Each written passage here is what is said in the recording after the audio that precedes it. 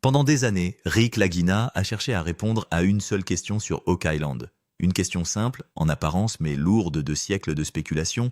Y a-t-il vraiment quelque chose d'enfoui sous cette île, quelque chose d'intentionnellement caché et qui attend d'être trouvé? Ou n'est-ce qu'une histoire qui a réussi à survivre pendant plus de 200 ans sans jamais apporter de preuves? Cette question a motivé des décisions, alimenté des investissements et maintenu des équipes entières au travail échec après échec. Mais cette fois, quelque chose a changé non pas en raison d'un espoir ou d'une théorie, mais à cause de données qui refusaient de se comporter comme tout ce qu'ils avaient vu auparavant. Lorsque la foreuse a atteint des profondeurs comprises entre 95 et 110 pieds, la résistance rencontrée ne correspondait pas à un sol ordinaire ou à des formations rocheuses naturelles. Elle ne se comportait pas comme les couches environnantes l'avaient fait lors de tous les tests précédents. Au contraire, les relevés suggéraient quelque chose de beaucoup plus complexe. Lorsque les carottes ont été remontées et examinées, elles ont révélé des couches compactées, des fragments de bois et des variations de densité qui ne correspondaient à aucun modèle géologique naturel connu sur l'île. Au début, l'équipe a réagi comme elle l'avait toujours fait, avec prudence, presque avec scepticisme, en supposant qu'il s'agissait d'un autre signal trompeur, d'une autre anomalie qui ne mènerait finalement nulle part. Mais il s'est passé quelque chose qui les a obligés à revoir leur position. 3 méthodes d'investigation complètement différentes. La cartographie sismique, l'analyse de la résistance du sol et le carottage ont toutes commencé à pointer vers le même endroit. Des systèmes indépendants, utilisant des principes différents, produisaient le même résultat. Ce niveau de cohérence ne peut pas être ignoré. C'est le genre de convergence qui transforme une théorie en quelque chose de beaucoup plus sérieux. Rick se tenait devant l'écran regardant les données se rassembler et pour la première fois, la possibilité a été exprimée à haute voix sans hésitation. Cela pourrait ne pas être dû au hasard. Cela pourrait être une structure. Certains experts ont commencé à estimer ce que cela pourrait signifier si cela s'avérait vrai.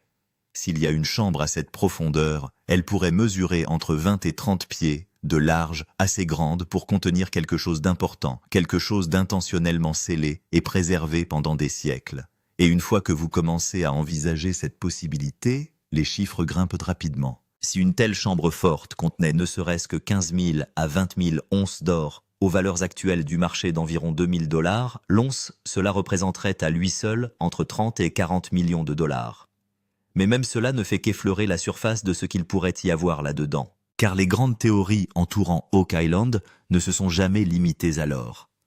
Depuis des générations, il y a eu des revendications concernant des reliques religieuses perdues, le trésor des Templiers, des artefacts en argent et des objets historiquement significatifs, qui pourraient avoir non seulement une valeur monétaire, mais aussi un poids culturel et historique bien au-delà d'un simple calcul. Si même une partie de ces théories se vérifie, la valeur totale de ce qui se trouve en dessous pourrait grimper à des centaines de millions, voire dépasser les 400 millions de dollars lorsque tout est pris en compte. Rick n'a pas encore fait d'affirmation définitive, mais il a reconnu quelque chose de crucial.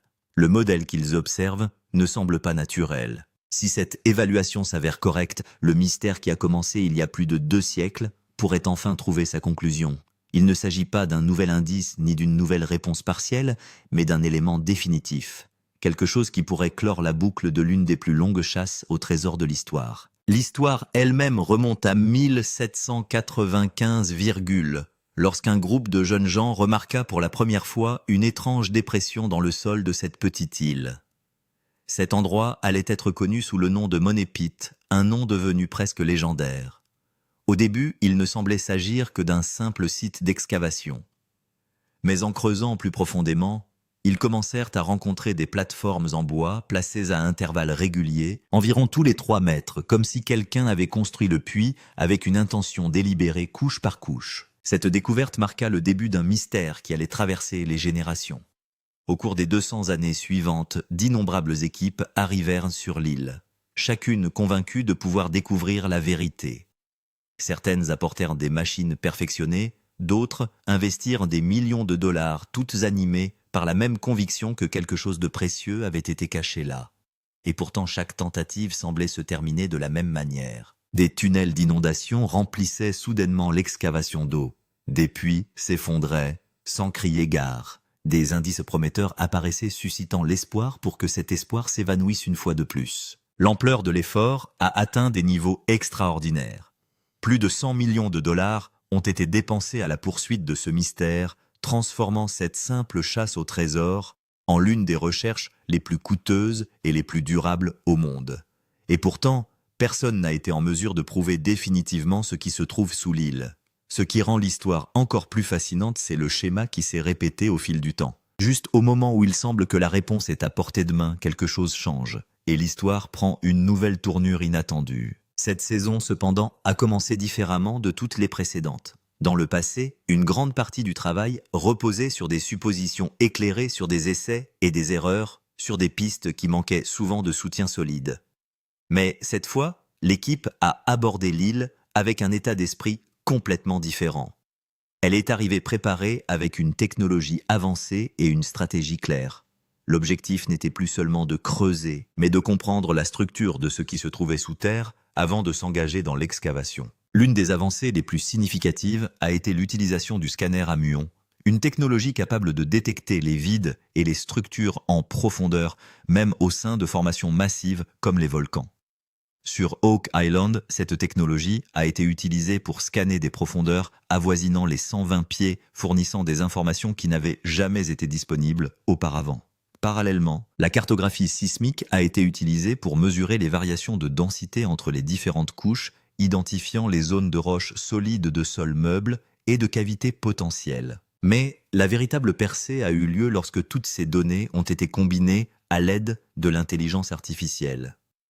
Des dizaines de milliers de points de données, y compris des enregistrements de forages historiques, des mesures de densité du sol et des schémas d'écoulement de l'eau, ont été intégrés dans un modèle tridimensionnel détaillé. Cela a permis à l'équipe de localiser les zones où les anomalies étaient les plus fortes, avec un niveau de précision jamais atteint auparavant. Ce qui nécessitait auparavant des mois d'analyse pouvait désormais être réalisé en quelques semaines. Et grâce à ce processus, 3 cibles hautement prioritaires ont émergé toutes situées à des profondeurs comprises entre 100 et 110 pieds. Lorsque le premier signal inhabituel est apparu à l'écran montrant une combinaison de densité élevée et ce qui semblait être un espace creux, la réaction a été immédiate. La salle est devenue silencieuse, non pas par confusion, mais par reconnaissance. Il ne s'agissait pas d'un modèle géologique typique. Oak Island avait déjà produit des lectures étranges, mais c'était différent. Cela semblait structuré. Au fur et à mesure que le forage progressait et atteignait des profondeurs comprises, entre 90 et 110 pieds, les données ont commencé à évoluer d'une manière qui confirmait ses soupçons. Le schéma précédemment prévisible du sol et de la roche a fait place à des pics de densité irréguliers, alternant entre des zones d'une dureté extrême et des sections qui semblaient presque creuses. Dans un premier temps, l'équipe a envisagé la possibilité d'une variation aléatoire. Mais lorsque plusieurs sites de forage ont commencé à produire le même schéma à la même profondeur, la situation a changé. Les données sismiques ont renforcé l'anomalie, indiquant une rare combinaison de masse solide et de vide dans la même zone. Lorsque les carottes ont été extraites, elles ont ajouté une autre couche de complexité. Au lieu de sédiments uniformes, les échantillons présentaient des couches inégales, des sections compactées et dans certains cas, des signes que le matériau avait été perturbé. Un géologue examinant les échantillons de près a déclaré sans embâge que cela ne correspondait pas à la formation naturelle de sédiments. C'est alors qu'est apparu le détail qui a tout fait basculer. Dans ces échantillons de petits fragments de bois étaient clairement visibles. À des profondeurs avoisinant les 100 pieds, cette découverte a immédiatement soulevé des questions. Dans des conditions géologiques normales sur Oak Island, un matériau organique comme le bois ne devrait pas exister à ce niveau, du moins pas sous cette forme. Pourtant, il était là incrusté dans les couches, suggérant que l'activité humaine pourrait avoir joué un rôle dans le façonnement de ce qui se trouve sous la terre. Au fur et à mesure que d'autres échantillons étaient remontés, le schéma devenait encore plus inhabituel. La terre, la roche et le bois apparaissaient ensemble, comprimés en couches denses et mélangées, qui ne correspondaient à aucun processus naturel connu. Chaque nouvelle carotte semblait approfondir le mystère plutôt que de le résoudre. Au lieu de la clarté, L'équipe s'est retrouvée face à une structure qui semblait de plus en plus intentionnelle, de plus en plus élaborée, et de plus en plus difficile à expliquer comme une coïncidence. Et dans cette incertitude croissante, il y avait aussi quelque chose d'autre, quelque chose qui manquait depuis longtemps. Pour la première fois depuis des années, ils avaient l'impression de ne plus être à la poursuite d'une histoire. Ils se tenaient au bord de quelque chose de réel, de mesurable, et peut-être de quelque chose qui attendait sous Oak Island depuis plus de 2 siècles d'être enfin découvert. Comme si des matériaux différents avaient été délibérément emballés ensemble. Et le plus choquant, c'est que ce schéma n'a pas été observé dans un seul échantillon, mais qu'il s'est répété dans 4 ou 5 échantillons continus. Même des échantillons prélevés à des points de forage différents présentaient la même structure. Maintenant, cela ne semblait plus aléatoire, mais systématique. Un géologue a examiné de près l'échantillon et a déclaré « si c'était naturel, toutes les couches seraient uniformes ». Ici, on peut clairement voir une perturbation. La grande question qui se posait alors à l'équipe était la suivante. Cette structure fait-elle partie d'une ancienne construction humaine, Rick Lagina? Lui-même tenait l'échantillon dans sa main et l'examinait attentivement. Sur son visage, on pouvait lire à la fois de l'excitation et du doute. Car Oak Island a déjà donné des indices trompeurs. Mais cette fois-ci, les données étaient plus cohérentes. Jusqu'à présent, plus de 100 millions de dollars ont déjà été dépensés sur cette île. Et à chaque fois, quelque chose a été trouvé. Mais la preuve finale n'a jamais été apportée. Théorie de la structure, s'agirait-il d'une chambre forte? Après le carottage, la théorie la plus importante qui a été avancée a fait franchir un nouveau palier aux recherches, s'agirait-il d'une chambre forte située en contrebas? En effet, les données recueillies jusqu'à présent ne ressemblaient pas du tout à un simple vide ni à un trou vide. Et lorsque la cartographie sismique et les données relatives à la résistance ont été combinées, un schéma très spécifique est apparu. Une zone de 20 à 30 pieds de large où la résistance est soudainement devenue plate et cohérente. Normalement, les couches souterraines sont inégales, certaines molles, d'autres dures. Mais ici, les relevés montraient une ligne presque droite, comme s'il y avait une surface plate en dessous. C'est ce point qui a choqué les experts. Un ingénieur a clairement déclaré que si c'était naturel, on ne verrait pas une symétrie aussi parfaite, car les données ne montraient pas seulement une résistance plate, mais aussi, à certains endroits, des schémas de réflexion à angle droit. Ce sont les mêmes signaux que l'on trouve souvent dans une structure construite par l'homme, comme un tunnel ou une chambre. Il faut maintenant comprendre les chiffres. La profondeur à laquelle cette anomalie est trouvée est d'environ 100 à 110 pieds. Si une chambre de cette taille existe réellement, il pourrait s'agir de la plus grande structure souterraine jamais découverte dans l'histoire de l'île d'Oak Island. Rick Lagina n'a cessé de consulter ces données, car sur l'île d'Oak Island à de nombreuses reprises, il a eu l'impression qu'il était sur le point de trouver la chambre forte. Mais à chaque fois, il manquait quelque chose. Mais cette fois-ci, la différence était que les données étaient cohérentes, les signaux étaient clairs, et le schéma se répétait. Un membre de l'équipage a dit à voix basse « Ce n'est pas seulement un espace vide. On a l'impression que quelque chose a été construit ici. Et s'il s'agit vraiment d'une chambre forte scellée, cela signifie que quelqu'un l'a délibérément construite à une telle profondeur et l'a ensuite cachée. » L'histoire d'Oak Island ne se limite pas à des fouilles. Sa partie la plus importante et la plus mystérieuse est son lien avec les Templiers. Car au fur et à mesure que les données arrivaient, elles ne racontaient pas seulement une histoire géologique, elles commençaient à se connecter à l'histoire. Les Templiers, une société secrète médiévale, censée avoir possédé certains des trésors religieux les plus précieux du monde. En 1307, lorsqu'ils furent soudainement anéantis, leurs richesses disparurent. Personne ne sait où est allé ce trésor, mais les théories disent qu'il a été caché loin de l'Europe dans un endroit sûr. C'est là que le nom Oak Island prend tout son sens. Pendant des années, on a cru que les Templiers avaient traversé l'Atlantique et atteint la Nouvelle-Écosse, cachant leur trésor quelque part ici. Jusqu'à présent, il s'agissait d'une simple histoire. Mais les signaux et les données structurelles découverts aujourd'hui ont redonné vie à cette théorie. Pensez-y. Si l'on trouve une voûte structurée 100 pieds sous terre avec des couches de bois, un remplissage compact et une symétrie, cela ne ressemble pas à une grotte naturelle. Cela ressemble plutôt à quelque chose de similaire aux voûtes secrètes construites à l'époque médiévale, profondes, cachées et scellées par des couches. Certains historiens pensent que les Templiers ne se contentaient pas de cacher leur trésor, mais qu'ils le protégeaient par de multiples couches pièges et canaux d'eau. Le système d'inondation du Money Pit d'Oak Island présente également un schéma similaire qui n'a pas encore été entièrement élucidé. Le trésor des Templiers n'était pas seulement constitué d'or, mais aussi d'argent, d'artefacts rares, de reliques religieuses et peut-être même d'objets dont la valeur ne peut être mesurée. Si tout cela existe sous Oak Island, sa valeur totale pourrait facilement dépasser les 400 millions de dollars. Rick Lagina et son équipe ne prétendent pas qu'il s'agit bien d'une chambre forte templière, mais les indices qu'ils obtiennent sont trop forts pour ignorer cette possibilité. Selon un expert, si cela s'avère vrai, il ne s'agira pas seulement d'une découverte de trésors, mais d'une réécriture de l'histoire. Parlons maintenant des grands chiffres. La raison pour laquelle Oak Island n'est pas seulement un mystère, mais une obsession de plusieurs millions de dollars. Car si la structure détectée ci-dessous s'avère être une chambre forte, sa valeur n'est pas une simple supposition. Elle peut être comprise grâce à des calculs appropriés. Tout d'abord, parlons de l'or. D'après les données des carottes et les estimations géologiques, si cette chambre est réelle, elle pourrait contenir entre 15 000 et 20 000 onces d'or. Si l'on calcule au taux moyen actuel d'environ 2 000 $, l'once l'or à lui seul vaudrait entre 30 et 40 millions de dollars. Mais l'histoire ne s'arrête pas là car la théorie d'Oak Island ne se limite pas à l'or. S'il s'agit vraiment d'une chambre forte des Templiers, elle pourrait contenir non seulement de l'or, mais aussi des artefacts en argent, des reliques anciennes, des objets religieux et des manuscrits rares. Et leur valeur n'est pas déterminée uniquement par le poids, mais aussi par l'histoire. Un historien a dit un jour que la valeur réelle du trésor des Templiers ne réside pas dans le métal, mais dans son histoire. Cela signifie que même un petit artefact peut valoir des millions de dollars si son importance historique est élevée.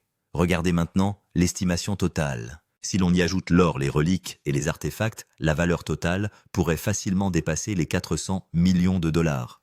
C'est la raison pour laquelle Rick Lagina et son équipe travaillent sur cette île depuis des années, parce qu'il ne s'agit pas seulement d'une question d'argent. L'enjeu est bien plus important. Si cette chambre forte s'ouvre vraiment, il ne s'agira pas seulement de la découverte d'un trésor, mais aussi de l'une des découvertes historiques les plus précieuses au monde. Un danger et un risque. Le côté obscur de l'opération.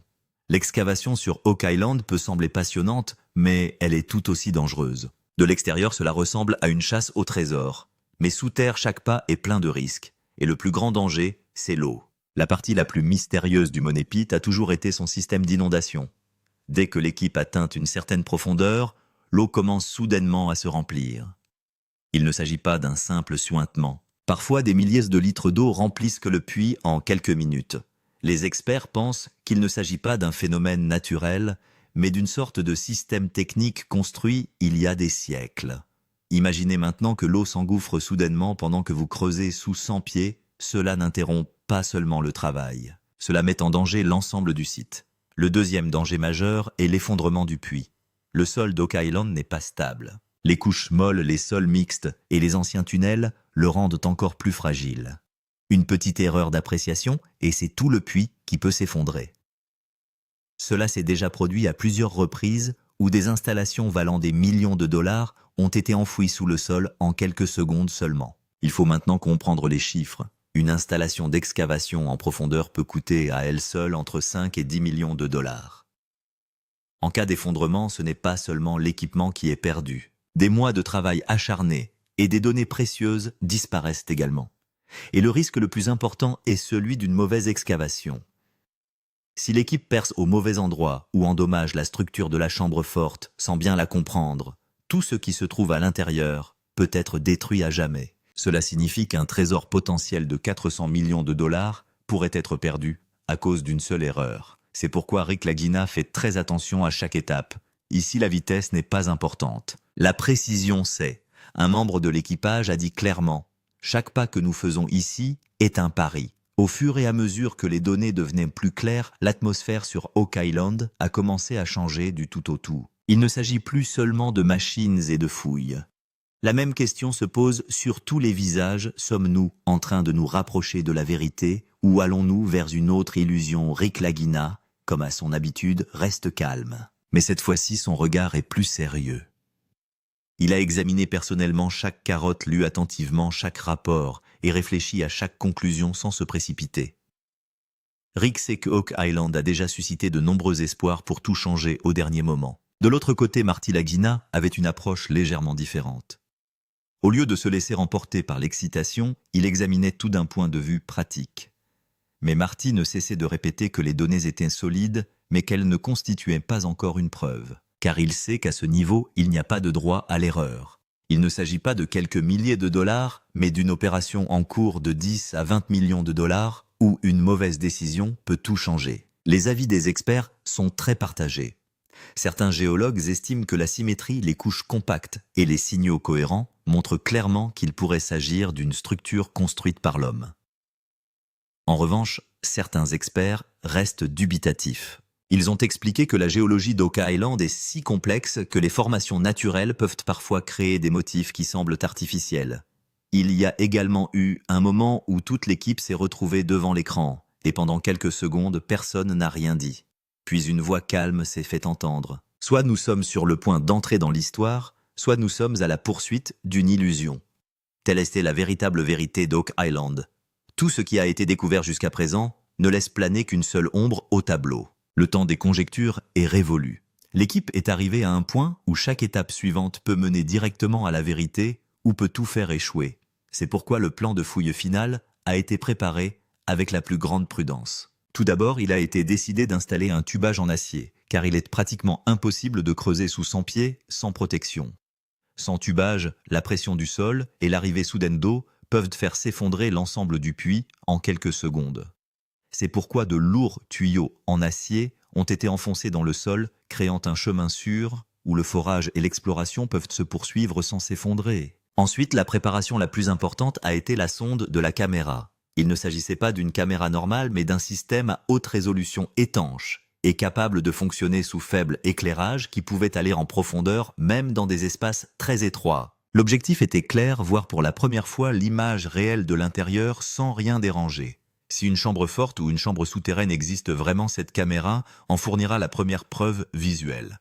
Mais la décision la plus importante a été celle de l'excavation contrôlée. Désormais, l'équipe ne pouvait plus creuser à l'aveuglette. Chaque centimètre de profondeur était d'abord vérifié à l'aide de données. L'excavation se faisait étape par étape, de sorte que si de l'eau, de la pression ou un changement structurel apparaissait à un moment donné, l'équipe pouvait immédiatement s'arrêter et analyser la situation. Car ici, une erreur n'entraînerait pas seulement un retard, elle pourrait faire s'effondrer toute la structure. Et maintenant, comprenez les chiffres, rien que cette installation avait déjà coûté entre 5 et 7 millions de dollars. Le coût des opérations quotidiennes s'élevait à des milliers de dollars, ce qui signifie que la pression n'était pas seulement souterraine mais aussi en surface. Le moment était enfin venu. C'est le moment qu'attendait non seulement cette équipe, mais aussi toutes les personnes liées à Oak Island depuis 229 ans. Les fouilles ont atteint la profondeur où les signaux sont les plus forts. Chaque nouvelle lecture, chaque nouveau balayage dit la même chose. Il y a quelque chose en dessous et c'est très proche. Au fur et à mesure que la foreuse s'enfonçait, le schéma de résistance devenait plus clair. Les signaux contradictoires observés précédemment sont désormais presque cohérents.